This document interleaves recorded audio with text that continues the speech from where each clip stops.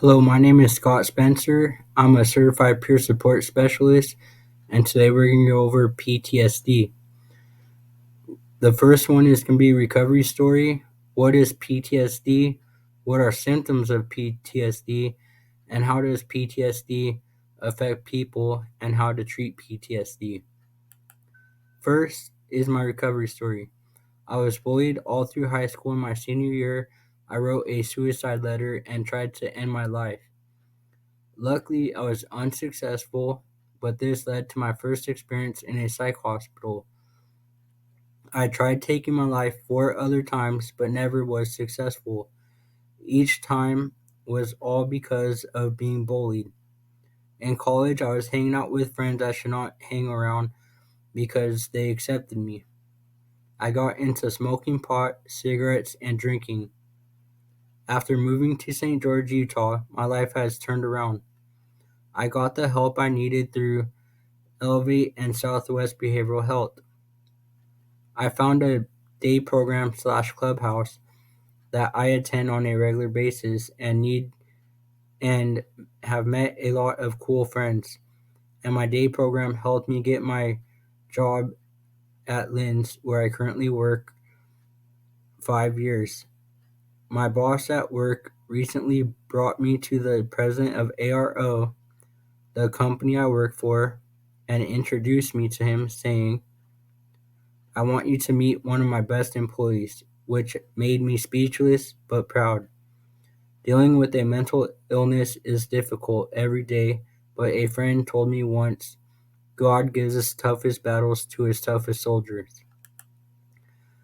PTSD is a disorder caused by the involvement in or exposure to a traumatic event.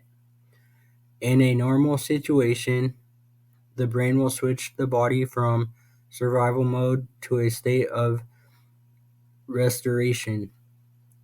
But PTSD is when that switch never occurs, leaving the survivor in a constant state of emergency. Post traumatic stress disorder can happen in the aftermath of any traumatic experience, and it is for the reason that 7 out of 10 physically abused women develop PTSD.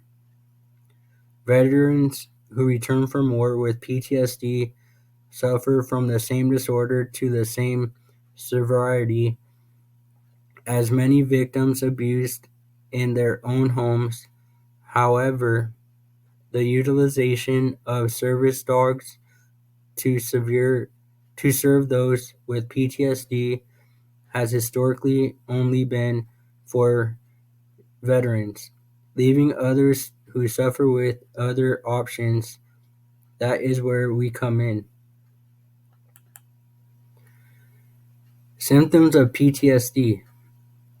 Symptoms may include disturbing thoughts, feelings, or dreams related to the events, mental or physical distress to trauma-related cues, attempt to avoid trauma-related cues, alterations in how a person thinks and feels, and an increase in the flight-fight response.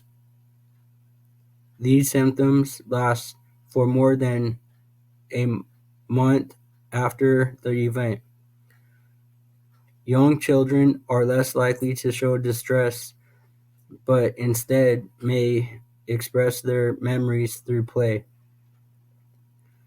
Symptoms of PTSD generally begin within 3 months after inciting traumatic event, but may begin until years after.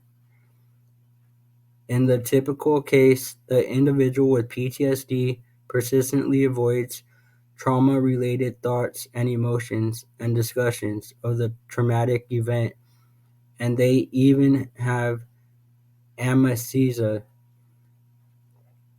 of the event. However, the event is commonly relived by the individual through intrusive, recurrent recollections,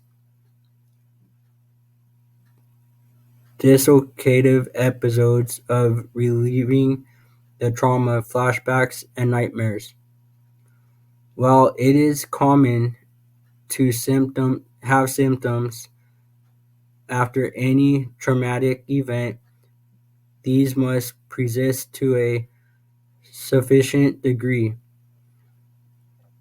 for longer than 1 month after the trauma to be classified as PTSD.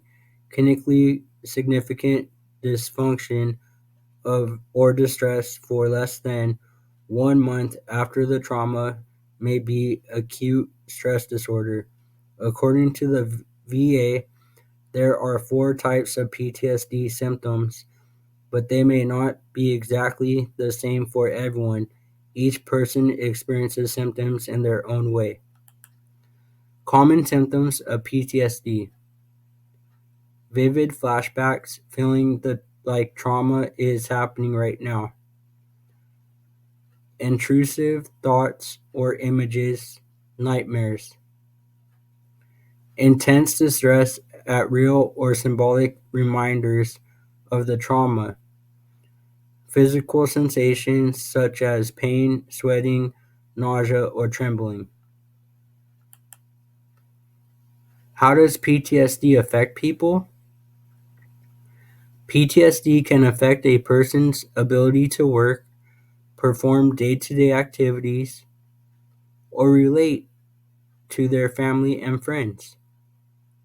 A person with PTSD can often seem uninterested or distant as they try not to think or feel in order to block out painful memories.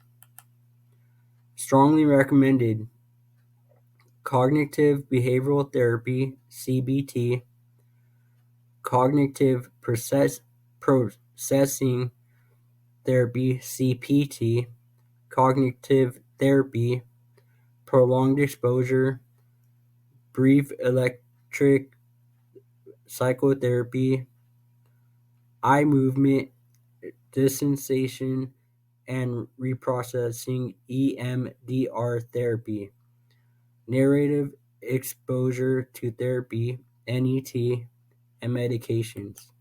Thank you for viewing my show on PTSD.